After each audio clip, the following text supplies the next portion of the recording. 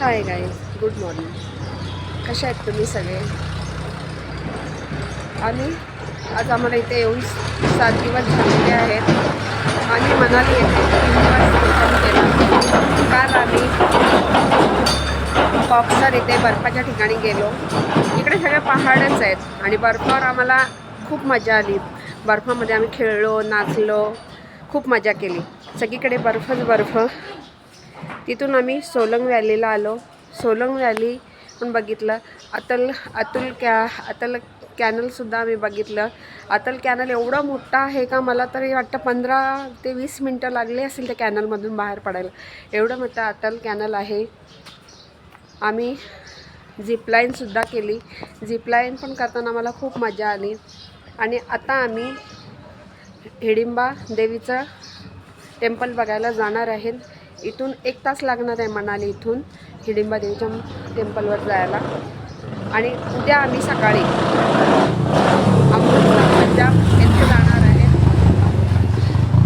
तर काय, मी तुम्हाला नेहमीच सांगते, आई एकविरा टूर ट्रॅव्हलचे ऑर्गनायझर विशाखा पाटील, दिनेश पाटील यांनी सगळ्या प्रवाशांची खूप काळजी घेतलेली आहे. या काश्मीर झालेल्या आतंकवादी हल्ल्यामुळे सगळेच प्रवासी पहिले खूप टेन्शनमध्ये होते. टूरवर जायचं का नाही जायचं, खूप प्रश्न पडलेले. पण सगळे टुरिस्ट होते ते सुद्धा आमचे खूप चांगले. तेवढे नाही, आपण जाऊया. आणि मग सगळ्यांनी आम्ही प्लॅन केला का जायचं म्हणून. आणि आम्ही यशस्वीरित्या आमची टूरी पार पडलेली आहे. फक्त आता उद्या 1 दिवस आमचा अमृतसरचा आहे, तो सुद्धा देवाला बरं आम्हाला व्यवस्थित आमचा जाऊ दे. वैष्णव देवीला आमचा प्रवास सुखाचा होऊ दे. तर गाईज, तुम्हाला एकविरा टूर ट्रॅव्हलचा प्रवास कसा वाटला ते तुम्ही कमेंटमध्ये नक्कीच कळवा.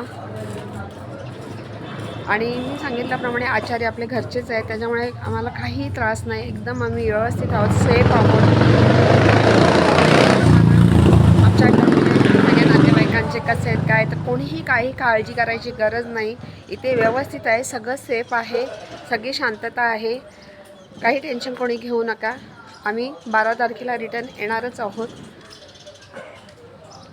Bye bye. जय माता दी.